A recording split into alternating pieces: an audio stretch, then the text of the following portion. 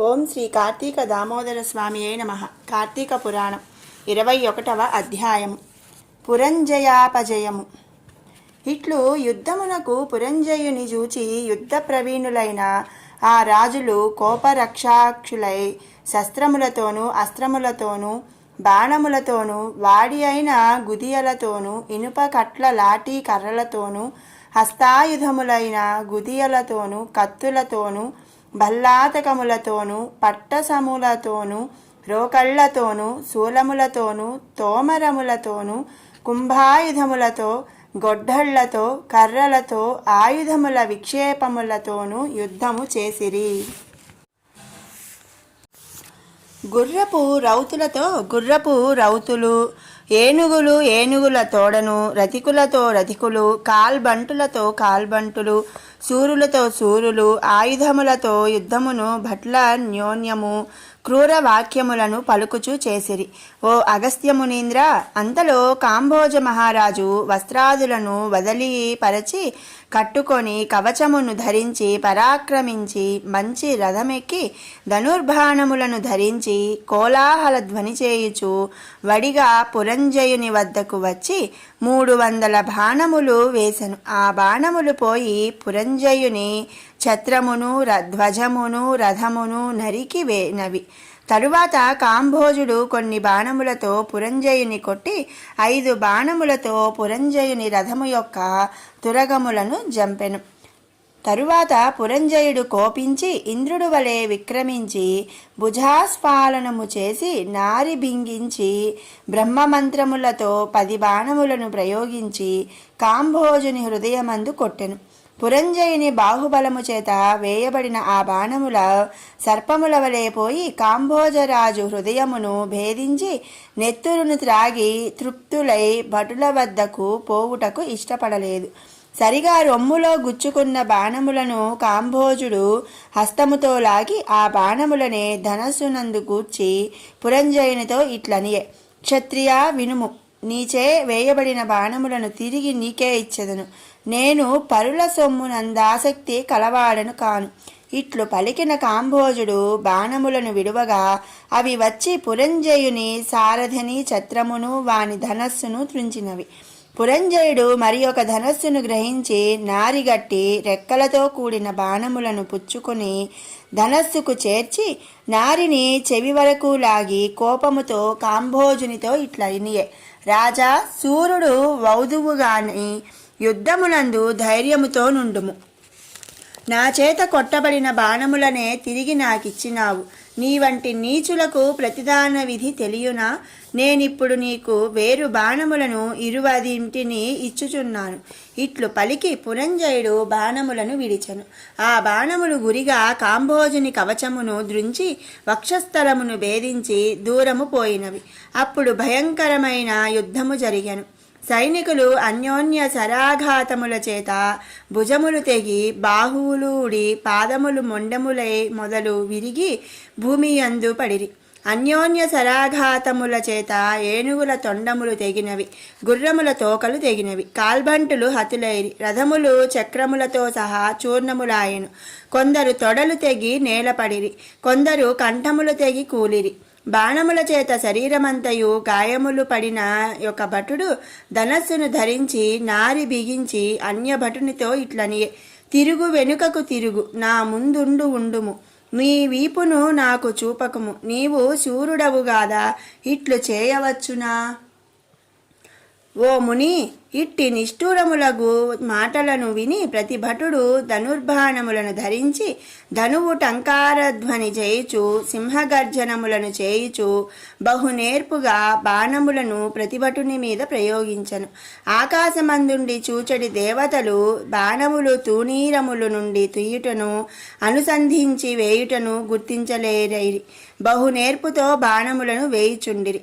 ఆ యుద్ధమునందు సూదిదూరు సందు లేకుండా బాణవర్షము కురిచెను.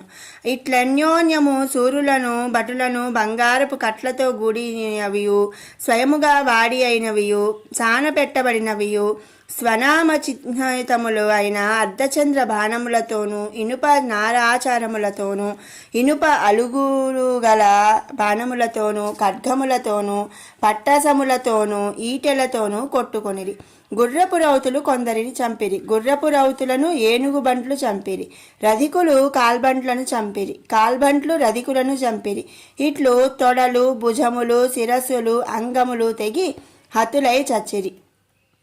అచ్చట నెత్తురుతో ఒక నది ప్రవహించెను. ఆకాశమందు మేఘాచ్ఛాదితలైన అపసర స్త్రీలు లావైన కుచములతో ఒప్పుచుండి వచ్చి చూచి వీడు నావాడని పలుకుచుండగా శూరహతులైన శూరులు యుద్ధమందు మృతి నొంది దివ్యాంబరధారులై విమానములెక్కి దేవతలు సేవించుచుండగా స్వర్గమునకు పోయి దేవస్త్రీ సంభోగాది సుఖములకై పాటుపడుచుండిరి. యుద్ధమందు హతులైన వారు సూర్యమండలమును భేదించుకొని దేవస్త్రీలతో కూడుకొని గంధర్వాప్సరుల చేత కొనియాడబడుచు స్వర్గమునకు పోవుదురు. కాంభోజుడు మొదలగు రణకోవిదులైన సూరుల చేతను ఇతర రాజుల చేతను సుభటుల చేతను చాలా భయంకరమైన యుద్ధమునకు అందరికీ ఒళ్ళు గగొర్పొడిచినది. ఇట్టి యుద్ధమందు పురంజయుడు ఓడిపోయి సపరివారముగా సాయంకాలమందు పట్టణమును ప్రవేశించెను. రాజులను యుద్ధభూమిని వదిలి కొంచెము దూరములో డేరాలు వేయించినాటి అందుండిరి. యుద్ధభూమి భూతప్రేత పిశాచ భేతాళములతోడను నక్కలతో రాబందులతో గద్దలతో మాంసాసనులతో ప్రకాశించుచుండెను. కాంభోజరాజునకు 13 అక్షౌహిణీల సేనయున్నది. 3 రాజ్యము శత్రువు రాజుల చేత 3 అక్షౌహిణీల సేన హతమైనది. పురంజయుడు తాను యుద్ధమంతోడుటనకును తన రాజ్యము శత్రురాజుల చేత ఆక్రమింపబడుటకును చింతించుచుండెను. ఇట్లు చింతించుచు ముఖము వాడిపోయి చింతచే ఏమియూ తోచకున్న పురంజయునితో సమస్త విద్యాపారంగతుడైన సుశీలుడును పురోహితుడు ఇట్లు పలికెను. ఓ రాజా, శత్రు బృందముతో సహా వీరసేన మహారాజును జయించగోరితివేని విష్ణుమూర్తి సేవ చేయుము. ఇప్పుడు కార్తీక పౌర్ణమి, నిండు పూర్ణిమ, కృత్తికా నక్షత్రముతో కూడినది కాబట్టి ఇది అలభ్యయోగము. ఈ కాలమందున్న పుష్పముల చేత హరిని పూజింపుము. విష్ణు సన్నిధిలో దీపములు పెట్టుము. హరి ముందు గోవింద, నారాయణ మొదలైన నామములను పాడుచు నాట్యమును చేయుము. సుశీలుడు ఇట్లు చెప్పెను. కార్తీక వ్రతం ఆచరించితివేని హరి తన భక్తులను అపత్తులు లేక రక్షించుట కొరకు తన 1000 అరలు గల విష్ణుచక్రము పంపును. కార్తీక మాసమందు చేసిన పుణ్యమహిమను చెప్పుకోవని తరమవును. నీ అధర్మవర్తనము వలన అపజయము కలిగినది. ఇక ముందు సద్ధర్మ పరుడవు గమ్ము. అట్లయినా కొనియాడదగిన వాడవు అగుదువు. ఓ రాజా, కార్తీక వ్రతము ఆచరింపుము. హరిభక్తుడువు కమ్ము. కార్తీక వ్రతము వలన ఆయువు, ఆరోగ్యము, సంపదలు, పుత్రులు, ధనవృద్ధి, జయము కలుగును. నా మాట నమ్ముము, త్వరగా చేయుము అని చెప్పాడు. ఓం శ్రీ కార్తీక దామోదరాయే నమః. 21వ అధ్యాయం సమాప్తం. శివానందలహరి 21వ శ్లోకం. ధృతిస్తంభాధారాం దృఢగుణ నిబద్ధాం సగమనాం విచిత్రాం పద్మాఢ్యాం ప్రతిదివస సన్మార్గఘటితాం స్మరారే మచ్చేతస్ఫుటపటకుటీం ప్రాప్య విసదాం జయస్వామిన్ సత్యా సహ శివగణైః సేవిత విభో. ఓ కామారి, ఆనందస్వరూప, ధైర్యమనే స్తంభాలతో దృఢమైన గుణత్రయ రూప దేహాది బంధాలతో కోరిన చోటికి వెళ్ళగలిగి విచిత్ర వాసనలనే రంగులు కలిగి పద్మాల వంటి చిత్తరువులతో ఒప్పుచు ప్రతిదినం బ్రహ్మ విచారంతో చేరిక కలిగి రాజమార్గమందుండి నిర్మలమైన నా మనస్సునే స్ఫుటమైన కుటీరం ఉంది. నీవు ఉమాసమేతుడవై అందు ప్రవేశించి సుఖముగా నివసించెదవుగాక.